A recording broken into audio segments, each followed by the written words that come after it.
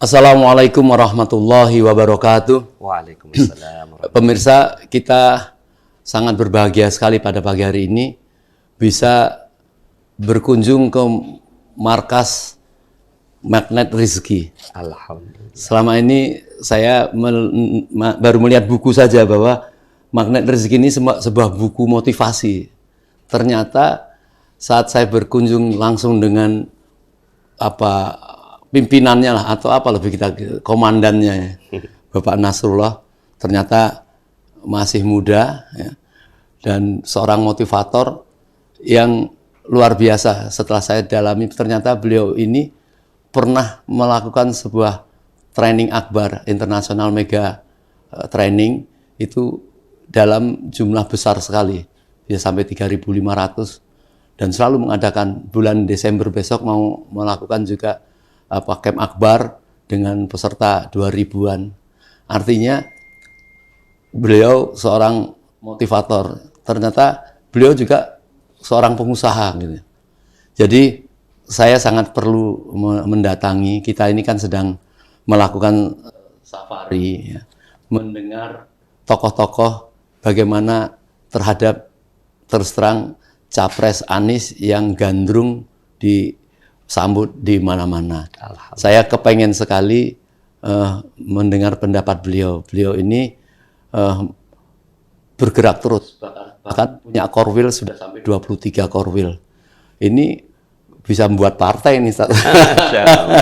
Alhamdulillah. Nah, jadi saya ingin sekali supaya Capres Anies ini memang disambut secara positif di mana-mana. Sehingga saya harus fair, berani mewawancarai para orang-orang yang tentu punya kaliber bagaimana sikap kepada Pak Anies. Tapi awalnya saya kepengen mendengar dulu dari Ustadz Nasrullah tentang Magnet Rezeki ini. Ini apa tujuan akhir dari Magnet Rezeki ini apa? Atau sedikit profil dari Ustadz. Bismillahirrahmanirrahim. Pertama-tama saya ucapkan terima kasih kepada Om Lim yang sudah mampir di kantor kami. Ini adalah sebuah kehormatan yang luar biasa buat saya pribadi dan juga kita semua yang ada di sini. Jadi Om Lim, kita menulis buku Magnet Rezeki ini dari pengalaman pribadi saya. Pada saat itu saya bisnis developer, lalu kemudian minus 21 miliar waktu itu. Gitu ya. Dan umur masih muda ya, mungkin pada saat itu umur 29 tahun. Tapi pada saat itu saya sudah minus 21 miliar. Nah, pada saat itulah saya mencoba untuk mencari jawaban. Bagaimana caranya supaya saya bisa mendapatkan solusi gitu.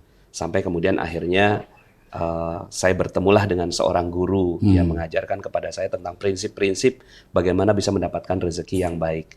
Dan akhirnya saya tuangkan semua perjalanan itu menjadi buku ini, Om Lim.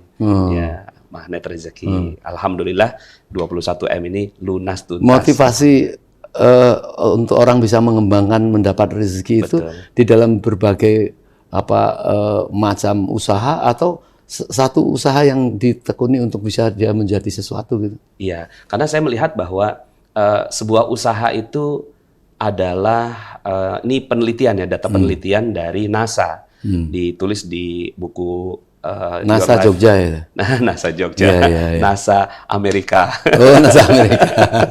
NASA Amerika. Dimuat dalam tulisan berjudul Your Life, Your Legacy, satu buku karangan Roger Hamilton, bahwa pengaruh materi itu hanya 4% ternyata, Om. Pengaruh imateri itu 96%. Jadi kesuksesan itu saya tangkap dari hasil penelitian itu bahwa ternyata yang menentukan hasil dari seseorang itu sukses nggak suksesnya, ternyata faktor fisiknya itu cuma 4%. 96% itu faktor spiritual.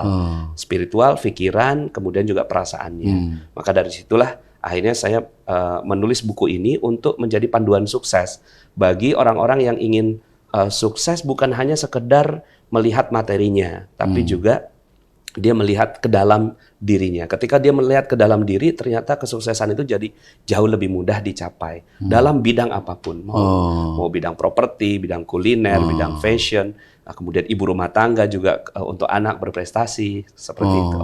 Jadi sebenarnya orang itu tadi bukan fisiknya ya. Bukan fisik. Bukan dia karena kuat, akhirnya kamu harus jadi petinju, enggak sih? Betul. Jadi kalau burung perkutut itu kecil tapi harganya bisa lebih mahal dari sapi. Masya Allah, betul. Jadi sekali, luar biasa. Ini yang saya tangkap paling nggak salah satu dari tokoh kita Bapak Anies Rashid Baswedan itu. Betul. Dia kan selalu menekankan kamu harus punya narasi. Sebelumnya dia harus punya gagasan. Ada kemiripan, semua motivator itu memang membangkitkan itu, Mas ya. Betul, Om. Saya merasa bahwa Pak Anies Rashid Baswedan seorang tokoh yang sangat saya kagumi dan mudah-mudahan saya juga bisa mengikuti langkah beliau. Yang saya perhatikan dari Pak Anies ini adalah beliau punya kekuatan itu. Ada satu jurnal penelitian tentang disebut sebagai Maharishi Effect karena dikemukakan oleh Maharishi di Jepang yang mengatakan bahwa 1% manusia yang melakukan secara konsisten, persisten, komitmen dengan prinsip-prinsip hidup positif, maka dia akan mempengaruhi 99% yang lainnya. Jadi ini juga menguatkan tentang tesis-tesis yang lama ya, kaitannya dengan butterfly effect gitu kan, satu kepakan sayap kupu-kupu di Eropa itu bisa menyebabkan tornado yang ada di Brazil. Artinya selama ini kita berpikir bahwa segala sesuatu tuh dipikir besarnya gitu, mewahnya, gagahnya gitu ya. Dan kemudian tidak ada pengaruh yang makhluk kecil seperti butterfly, seperti kupu-kupu itu dia nggak bisa menyebabkan sesuatu. Tapi malah sebaliknya, bahwa ternyata makhluk yang kecil yang punya konsistensi, persisten itu akan memberikan pengaruh yang besar. Nah, Pak Anies Rashid Baswedan, beliau mungkin cuma satu orang, gitu ya, dibandingkan dengan 290 juta orang yang ada di Indonesia atau 270 juta yang ada di Indonesia. Tapi dengan konsistennya beliau menyampaikan gagasannya, terus positif, pikirannya positif, kata-katanya positif, ternyata itu memberikan pengaruh besar, gitu ya. Apalagi beliau sudah berhasil memimpin Jakarta, gitu. Itu yang sebenarnya saya merasa penasaran dan menarik ya. Iya. Banyak orang belum pernah ketemu Mas Anies ya, tetapi dia sudah dengan keyakinannya pendukungan terhadap beliau. Padahal tidak termasuk orang yang banyak bicara kalau menurut saya ya. Betul. Dia tidak pernah melakukan komitmen itu harus seperti apa. Tapi dia lebih mengandalkan kepada kepengen tolong dievaluasi hasil kerja saya gitu. Iya. Nah, yang saya ingin tanya, dari mana Mas Nasrullah? Kan seorang Mas Nasrullah kan tidak gampang mengusung orang gitu ya. Iya. Tentu pasti mengetahui banyak tentang karakter, akhlak, apa yang dilakukan. Dari mana Mas Nasrullah mengikuti tentang Anies, kemudian insya Allah lah tentu mendukung dan dukungan pada Mas Anies. Bagi Mas Nasrullah saya kira bukan seorang diri Mas Nasrullah. Bagi orang-orang yang menjadi pengikut-pengikut trainingnya itu. Gimana gitu tentang Mas Anies tadi? Siap. Ya, kami bagi orang-orang yang memiliki prinsip, akhirnya mengenal orang itu dari prinsip-prinsipnya. Mungkin dia bicara 1-2 kata, 1-2 kalimat, tapi dari kalimat-kalimat yang keluar dari kalimat beliau itu kita udah bisa mengukur. Contohnya misalnya gini, Pak Om Lim. Kita di Magnet Rezeki itu diajarkan untuk selalu positif. Ya, selalu positif. Maka positif itu harus kongruen dari pikirannya, kata-katanya, tindakannya, spiritualnya. Ada aja yang nggak kongruen gitu ya, itu pasti ketahuan. Ya. Jadi kita harus mendahulukan husnuzon ya, husnuzon daripada pikirannya husnuzon, perasaannya tenang begitu ya. Nah, jadi yang saya rasakan itu ketika misalnya Pak Anies menulis gitu ya di Facebooknya, di sosmednya, dan gaya-gaya tulisannya itu gaya-gaya tulisan yang kelihatan ya, ibaratnya kayak teko gitu ya. Ketika dituang gitu ya, itu kan kelihatan. Kalau seandainya yang dituang warnanya merah, oh itu berarti isinya sirup. Yang dituang warnanya hitam, oh kopi. Yang dituang itu warnanya jernih, oh berarti isinya air. Nah, jadi kita bisa mengukur orang itu dari apa yang dikeluarkan dari pikirannya. Kata-kata termasuk bagian dari apa yang dikeluarkan dari pikirannya Pak Anies. Saya mungkin nggak pernah ketemu juga sama beliau, tapi dari Facebooknya, dari kata-katanya, dari runut apa yang beliau sampaikan, kita bisa mengetahui bahwa beliau orang yang punya prinsip sesuai dengan yang Maharisi Efek itu. Dan saya berdoa mudah-mudahan Pak Anies ini bisa memberikan pengaruh besar bagi Indonesia. Ya, orang yang tidak aktif mengikuti media, kan mungkin dia sedang bertanya-tanya, loh kok dukungan Anies tahu-tahu di mana-mana, bukan perorangan tapi bahkan kelompok-kelompok dan bahkan dari partai-partai yang walaupun partai di atasnya menyatakan lain, mereka berani melakukan satu sikap berbeda. Ini kan artinya kayaknya ada sesuatu yang dia ingin berontak terhadap satu keadaan. Kalau Mas Narso melihatnya seperti apa? Kok ada berduyun-duyun orang pendukung pada Anies begitu kuat sekali? Iya. Pada setiap zaman, semua orang tuh selalu ingin mencari orang yang menyelamatkan hidupnya. Dan kita nggak bisa pungkiri ya, negara kita termasuk negara yang ikut bersama dengan gelombang krisis dunia, ya kan? Dan Pak Jokowi mungkin sudah melakukan yang terbaik ya dalam versi kepemimpinannya. Namun tentunya pasti ada ya jawaban-jawaban atau getaran-getaran hati yang ingin mencari perubahan yang lebih baik. Dari apa paling nggak milenial atau macam itu? Iya, kalangan milenial, kalangan emak-emak misalnya gitu kan, yang merasakan bahwa biaya-biaya naik. Sebenarnya kan biaya-biaya naik itu bukan karena Pak Jokowi kan gitu ya. Biaya-biaya naik itu kan karena apa namanya krisis ekonomi dunia yang sekarang kita hadapi saat ini. Tapi sekarang ini kan Pak Jokowi sudah 2 periode, ya kan. Dan sekarang ini masyarakat ingin mencari tahu siapa sih gitu kan pemimpin berikutnya, gitu ya. Dan dari sekian banyak pemimpin-pemimpin yang saya ketahui, apalagi Pak Anies sudah memimpin Jakarta dengan baik, gitu ya. Saya melihat bahwa Pak Anies bisa menjadi salah satu pilihan yang terbaik bagi masyarakat. Dan itu ternyata dirasakan oleh banyak kalangan. Dan saya merasa bahwa apa yang dirasakan getaran-getaran hati masyarakat pada saat ini itu sesuai dengan apa yang dikatakan oleh Maharisi tadi, gitu ya, bahwa ketika Pak Anies konsisten, komitmen, persisten, melakukan prinsip-prinsip, kan orang diuji dari prinsipnya, misalnya dia ngomong A gitu kan, ternyata setelah itu prakteknya B gitu kan, kemarin ngomongnya A gitu kan, terus kemudian pada kenyataannya di pernyataan berikutnya dia ngomongnya C gitu kan orang diukur dari seperti itu. Mungkin juga masyarakat sekarang ingin melihat siapa sih yang pikirannya, perasaannya, tindakannya itu sesuai dengan perbuatannya gitu. Wah, luar biasa ya beratnya Pak Anies selaku pribadi gitu ya. Betul. Harus membuat satu konsistensi apa yang dilihat orang, kemudian tidak berubah. Padahal zaman itu bisa berubah, mengambil keputusan-keputusan yang bagaimana cara melakukan edukasi kepada masyarakat. Saya begini karena begini. Jadi Mas Nasrullah yakin sekali beliau juga bisa mempunyai magnet untuk ke depan sampai ke presiden. Magnet politik. Magnet politik. Iya. Jadi saya melihat bahwa sebenarnya konsisten lebih mudah daripada munafik sebenarnya. Karena ketika kita konsisten, jujur, apa adanya, itu tuh kita nggak punya beban. Jadi di dalam tubuh itu kita kan, tubuh ini kan energi. Ketika energi kita ini adalah semuanya positif, itu tuh enak, lega gitu. Ya. Orang yang munafik itu sebenarnya menyembunyikan kesakitannya. Mungkin dia kelihatannya gagah gitu, tapi semua tubuhnya itu suffer gitu, menderita dengan kemunafikan yang ada dalam tubuhnya. Sementara mungkin orang akan bilang, gimana ya caranya supaya bisa konsisten? Pak Anies salah satu contohnya. Beliau bisa konsisten walaupun di dalam setiap keadaan itu kan kadang-kadang konteksnya berbeda. Misalnya kita menghadapi menghadapi jalanan aja. Jalanan jam 2 malam dengan jalanan jam 2 siang kan pasti sikap yang kita tunjukkan bisa berbeda. Menghadapi lampu merah misalnya. Jam 2 siang ya kita jadi lebih hati-hati.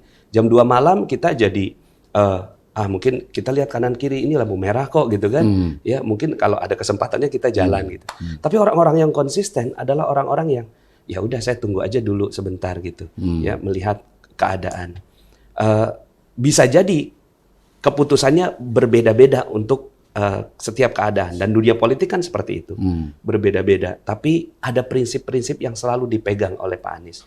Salah satu prinsip yang saya pegang dari Pak Anies itu adalah beliau selalu memuliakan dan membahagiakan orang di sekitarnya. Jadi beliau hati-hati sekali. Kalau saya perhatikan ya di wawancara, di apa gitu, beliau tuh hati-hati sekali. Jangan sampai ada orang-orang di sekitarnya itu yang sakit hati dengan pernyataannya beliau. Bahkan hampir itu beliau pilih benar kata-kata itu supaya tidak menyakiti orang. Betul. Atau berjalan begitu saja karena sudah sesuai dengan karakter sejak kecil, memang ya apa adanya seperti itu. Ya mungkin Allah bisa karena biasa ya. Beliau bisa seperti itu karena sudah biasa.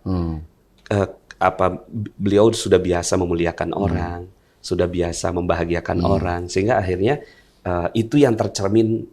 Karena nggak gampang loh, Om. Misalnya ada orang gitu ya protes sama kita gitu kan, orang protes sama kita, terus kemudian kita langsung kamu nggak bisa kayak gitu, saya nggak begitu, dan seterusnya. Kan ada emosi yang muncul. Saya waktu itu ada satu video, video Pak Anies itu ada di tengah-tengah pendemo. Iya. Itu pemimpin tuh biasanya nggak mau ketemu pendemo. Kalau sudah demo orang marah, ngapain temuin lagi? Ngapain temuin, orang udah marah gitu kan, bahkan bisa jadi terjadi chaos gitu kan. Tapi Pak Anies dengan pedenya dia duduk gitu ya, duduk bersila waktu itu saya lihat gitu kan. Terus kemudian dia menyampaikan tentang idenya gitu, dan dia hati-hati sekali. Ya, kalau seandainya sekarang saya ngomong, saya kan dari tadi kan dengarkan Anda, sekarang bisa nggak saya didengarkan dulu? Itu tuh kalimat yang wow, itu keberanian yang nggak semua pemimpin itu bisa memiliki. Dan itu spontanitas. Spontanitas. Jadi beliau itu mau bertemu dengan ASN yang mau berpisah sama beliau, mau mengucapkan ini macam. Baru mau keluar ternyata di luar itu ada pendemo yang kayak gitu. Bagaimana cara memutuskan? Kan pendemo itu nggak ngasih tahu, saya mau demo jam berapa gitu. Betul. Beliau menemuin itu dulu. Itu saya melihat karakter gitu ya. Kebesaran jiwa. Yang mungkin yang repot yang sekitarnya ya Pak ya. para pengawalnya itu yang repot. Mungkin polisi juga kerepotan gitu melihat pola kepemimpinan yang seperti itu. Karena kan itu sampai yang begitu Mas Nasrullah ngikutin ya. Iya sedikit banyak ikuti karena saya juga warga masyarakat, warga negara yang ingin ada perubahan juga di Indonesia. Terus kemudian mencoba melihat gitu, mana sih pemimpin Indonesia ke depan gitu. Dan ini yang saya kepengen tahu dari pandangan Mas Nasrullah. Beliau ini kan tidak satu kelompok agama yang mendukung beliau. Beliau semua datangin vihara, beliau datangin tempat PGI, beliau datangin tempat Budi, dan orang Islam tidak merasa bahwa dia melakukan satu penyimpangan. Betul. Dan begitu dia ingin merasa berbuat adil, sebagaimana juga mungkin diperbolehkan di zaman Rasulullah menemui Yahudi, mungkin perkiraan saya seperti itu. Nah, sudah seperti itu tapi masih dituduh beliau ini melakukan politik identitas. Kira-kira gimana menurut Anda? Iya. Memang ini udah bicara dengan kaitannya dengan strategi yang terjadi atau apa yang terjadi di lapangan ya. Cuma kalau saya lihat satu ya, prinsipnya Pak Anies itu sudah benar. Pak Anies itu adalah pertama beliau Islam yang benar. Islam yang benar yaitu menghormati semua agama. Itu Islam yang benar. Beliau datang vihara, beliau datang ke gereja. Ini ada satu hal yang mungkin jarang orang tahu ya Om. Itu Nabi tuh pernah ya ada orang yang beragama berbeda gitu kan, non-muslim, itu ibadah di luar Masjid Nabawi. Terus kemudian karena kotor di sana, kata Nabi, nggak apa-apa, masuk aja dulu sebentar. Kalian beribadah aja di Masjid Nabawi. Pernah begitu Pernah begitu. Ya, artinya kan, kalaulah seandainya kita tahu fakta-fakta seperti ini gitu ya, adanya kelapangan jiwa gitu ya, kelapangan jiwa bahwa kita ini satu manusia yang sama, kita ingin masuk surga sama-sama. Kalaupun jalannya berbeda, itu tanggung jawab masing-masing. Tinggal kita belajar sama-sama. Tapi sebagai manusia, kita menghormati. Nah, cuma karena ini udah masuk ya ke dalam dunia politik ya, kadang-kadang Pak Anies harus berhadapan dengan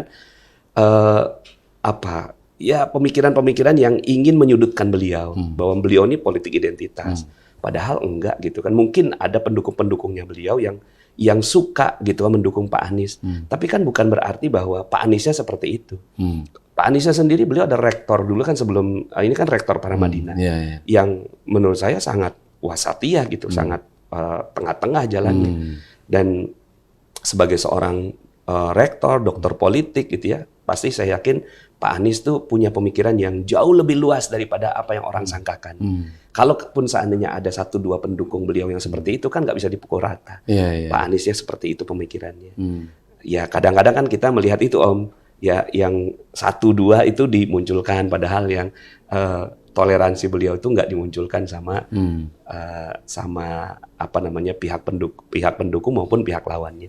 Ya mungkin akhirnya podcast seperti ini salah satunya bertujuan untuk merapihkan pandangan masyarakat supaya Pak ada Anies. kesamaan ya. Betul. Kita bagus sekali. Jadi Mas Nasrullah termasuk yang berharap ya beliau memimpin Indonesia ke depan dan yakin mampu ya beliau. Kalau dari sisi kemampuan saya yakin beliau mampu. Kalau dari sisi kayak kemampuannya, karena beliau sudah berhasil memimpin Jakarta yang which is mungkin mengelola 70% keuangan 70% keuangan Indonesia terpusat di Jakarta. Artinya beliau dari sisi kemampuan mampu gitu ya. Nah, sekarang yang tidak mampu saja faktanya pokoknya memimpin gitu ya. Iya, apalagi kan begitu, apalagi yang berilmu, santun dan lain sebagainya gitu ya. Dan saya sendiri lahir di Jakarta, Om. Saya lahir di Jakarta, besar di Jakarta dan melihat terjadinya perubahan di Jakarta. Gitu. Dan ketika saya masuk di jalan-jalan di Jakarta, ya Allah, cakep banget gitu, bagus. Bahkan kemarin ada satu fakta ya. Ini lingkungan saja mendukung.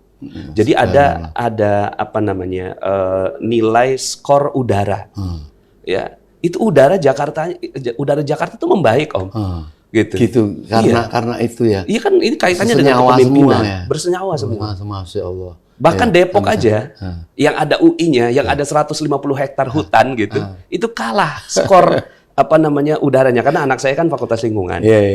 Jadi kita punya satu alat ukur udara di rumah gitu ya. Dan itu masuk ke aplikasi yang namanya Nafas. Dan itu kita juga aneh gitu. Saya bilang sama anak saya, "Nak, coba pelajari, Nak. Kenapa kok Jakarta itu udaranya lebih bersih daripada Depok?" Artinya kan ini luar biasa bagi saya. Mengapa saya tersenyum gitu. Saya ingat pada saat beliau ya bukan dikerjain lah, dipanggil sama KPK gitu ya. Nah, beliau sangat menghormatin tentang dipanggil KPK, tetapi memang ada beberapa kelompok yang nampaknya mengambil kesempatan, beliau dipanggil, dia mendemo Anies, itu kamu dipanggil KPK. Sebentar dari itu hujan deras, lama sekali. Kemudian bubar itu pendemo. Saya menyampaikan komentar seperti ini, alam saja bersahabat. Allah. Jadi, dan yang sangat menarik Mas Nasrullah, ini orang di daerah kalau ke Jakarta, kan dia kepengen lihat bundaran HI, kepengen lihat patung selamat datangnya. Tapi mana bisa? Bagaimana mau berhenti di situ kan? Paling kalau naik bis pelan-pelan atau naik mobil pelan-pelan kan mesti dilakukan orang. Coba sampai seperti kepikiran itu dia bikin itu. Siapapun naik bis berhenti di halte itu, naik bisa ngelihat itu. Berjam-jam dia bisa ngelihat sesuatu. Ini kan yang kecil-kecil aja beliau pikirkan itu mana Nasrullah. Ini kalau untuk motivator seperti apa ini? Iya, beliau memanusiakan manusia. Gitu ya. Ya kayak kita sering juga kan saya walaupun saya lahir besar di Jakarta, saya tinggalnya di Depok. Terus kemudian kita bawalah anak-anak itu ngeliatin gitu kan, ngelihat Tugu Selamat Datang gitu. Ya udah coba di pinggiran gitu kan, sambil melipir, sambil ngelihat bagus ya nak gitu kan. Nggak manusiawi memang, gitu kan. Cuma itu keadaan yang kita dapatkan dulu. Tapi Pak Anies berpikir dengan pikiran yang sangat kreatif, memuliakan manusia, memanusiakan manusia, gitu kan. Bahwa perlu ada satu tempat gitu, yang dimana di situ masyarakat tuh bisa menikmati kota Jakarta, gitu ya, dengan bundaran HI sebagai ikonnya. Akhirnya dibuatlah itu Anjungan, namanya Pak Anjungan ya Pak ya? Memang JPO, jembatan penyeberangan orang. Tapi ada ada Ada yang menjoroknya itu ya, tempatnya. anjungan lah kita sebutnya gitu. Iya. Yang akhirnya orang bisa menikmati Jakarta dari sudut pandang yang indah begitu. Iya, iya, iya. Itu kalau di kita sebagai motivator tuh memanusiakan manusia. Iya, iya. Ya, saya juga berharap semua pada mendukung karena kita kepengen Indonesia bisa tersenyum kembali gitu ya. Amin. Kita harus bisa menyempurnakan warisan para founding fathers, pada para pahlawan-pahlawan sudah berjibaku memerdekakan. Kita harus bisa menjaga warisan itu ya, Mas. Betul. Nah, kami berharap orang-orang seperti kayak Mas Nasrullah ini kami harap harus memberikan masukan-masukan itu. Siap. Untuk bagaimana beliau dipilih tanpa harus ribut-ribut menjadi tujuan sama, menjadi Indonesia lebih bagus. Itu harapan kita, Mas Nasrullah. Kemudian terakhir mungkin ada yang ingin dikatakan masalah magnet rezeki ini ya. Itu tujuan akhir itu, apakah supaya orang mendapat kesempatan rezeki atau lebih jauh dari itu, Mas? Iya. Jadi magnet rezeki ini ada dalam Al-Qur'an, surat Ali Imran ayat 37, kullama dakhala 'alaiha Zakaria al-mihrab wajada indaha rizqa. Setiap Zakaria masuk menemui Maryam di mihrabnya selalu ditemukan rezeki. Padahal Maryam nggak kerja, nggak belanja, nggak masak gitu kan, selalu ditemukan makanan. Jadi ada sebuah keanehan gitu ya yang terjadi pada Maryam. Pertanyaannya adalah untuk apa Allah ceritakan kisah itu? Ya, Zakaria sendiri akhirnya belajar sama Maryam. Ya Maryam, anna laki hadza? Ini dari mana? Qalat huwa min indillah. Itu kan ada proses belajar. Akhirnya Zakaria belajar, di ayat berikutnya Zakaria mengatakan, ya Allah, aku mau juga dong gitu, punya keajaiban. Kalau keajaibannya Maryam berupa makanan, maka keajaibannya Zakaria berupa anak. Karena beliau waktu itu udah umur 90 tahun, istrinya mandul, nggak punya anak, nggak punya penerus. Gelisah beliau tentang siapa yang akan meneruskan risalah. Dan ternyata dapat anak namanya Yahya. Nah, proses dari sini akhirnya saya kan tadi kullama dakhala 'alaiha Zakaria mihrab wajada indaha rizqa. Mihrab rezeki. Akhirnya saya terjemahkan jadi magnet rezeki. Jadi tujuannya adalah untuk memberikan ayo gitu ya, motivasi kepada kita semua. Kita bisa ajaib seperti Maryam. Maryam bukan nabi, tapi mungkin ulama. Nah, ulama ini keajaibannya namanya karomah. Kalau nabi keajaibannya namanya mukjizat. Kita orang biasa namanya orang yang maunah. berilmu itu berpotensi mempunyai karomah. Karomah. Ya, ulama itu karomah. Nah, kalau kita orang biasa namanya maunah. Nah, alhamdulillah setelah mereka membaca buku Magnet Rezeki, ada yang hutangnya lunas, ya, atau amanahnya lunas, ada yang pergi umroh secara ajaib gitu kan, digratiskan, ada yang pergi haji ya dengan cara yang ajaib cuma 1 tahun gitu kan, kemudian ada yang dapat mobil gratis dalam waktu satu bulan tanpa beli gitu kan, tanpa kredit ya. Dan banyak sekali, kemarin ada satu yang testimoni di YouTube saya itu 15 miliar lunas dalam waktu 2 tahun. Nah, ini harapan kita gitu. Jadi sebenarnya kita punya harapan supaya ilmu magnet rezeki ini ketika diterapkan ke masyarakat itu satu, bisa membuat mereka positif. Gitu ya. Jadi positif pikirannya, positif perasaannya, positif motivasinya. Yang kedua adalah mereka mendapatkan hadiah dari Tuhan, dari Allah Subhanahu wa taala, dari proses dia membersihkan jiwanya. Ya, hadiahnya itu berupa keajaiban demi keajaiban. Penting sekali itu ya. Apalagi kalau seandainya magnet rezeki ini bisa dijadikan kurikulum di seluruh Indonesia. Nah, itu maksud saya. Akhirnya jadikan Indonesia ajaib begitu. Masalahnya kan sangat lucu. Kita ini menjadi negara yang sangat miskin, menjadi pengemisnya jumlahnya makin banyak. Padahal apapun yang kita miliki tidak dimiliki oleh negara lain. Betul. Tambang apa yang tidak dimiliki? Betul, Om. Hutan dan lain sebagainya. Jumlah manusia yang ada di Indonesia, yang ada alamnya itu sebenarnya membutuhkan seorang presiden yang motivator. Nah, orang-orang kayak Mas Nasrullah ini harus terlibat di dalam dunia kebijakan ke depannya. Saya kira terpenting menyadari bahwa siapa ingin mengerjakan apa itu kesempatannya banyak sekali, Mas. Betul. Saya terpaksa mau menyampaikannya. Bayangkan di seluruh Indonesia ini, universitas itu tidak ada yang tidak punya fakultas pertanian. Betul. Tetapi yang menjadi petani itu tidak ada. Padahal lahan ada, manusia ada. Masa sih pemerintah tidak bisa memodalin apa itu mereka berpencar. Nah, ini yang menjadi kesedihan, yang mengapa saya sampaikan ini. Mas Nasrullah harus siap menyiapkan poin-poin itu, dan saya berharap kekuasaan yang akan datang itu harus merekrut orang-orang muda seperti Mas Nasrullah ya, Amin. ya supaya menjadi baldatun thayyibatun wa rabbun ghafur. Mungkin untuk hari ini kita cukupkan. Saya Siap, terima Om. kasih sekali kepada Mas Nasrullah. Saya berharap harus mengikuti kontribusi setiap gerakan yang menuju kebaikan. Insya Ya. Allah. Sebab kalau kita diam terhadap satu gerakan kebaikan itu tidak ikut andil, nanti akan dimintain pertanggungjawaban oleh Allah Subhanahu wa taala. Ya.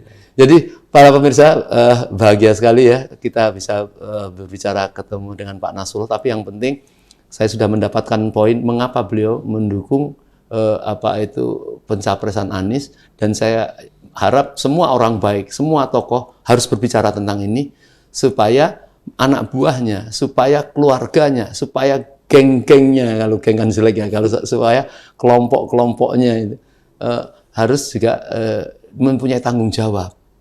Kalau ini adalah pilpres, jangan senang ikut rame-ramenya saja. Jangan-jangan dia tidak terdaftar, tidak bisa mencoblos. Ini kan harus diurus, ini tanggung jawab itu loh. Dia membiarkan keluarganya tidak terdaftar, harus diurus dari sekarang, masih jauh. Pastikan harus bisa memenangkan itu, karena kemenangan itu ada di bilik ya, bukan dan pada penghitung. Dan alhamdulillah pada pagi hari ini kita sudah menemukan satu masukan yang luar biasa dari Pak Nasrullah. Kita ucapkan terima kasih Pak Nasrullah. Terima kasih, Pak. Assalamualaikum warahmatullahi wabarakatuh. Waalaikumsalam warahmatullahi wabarakatuh.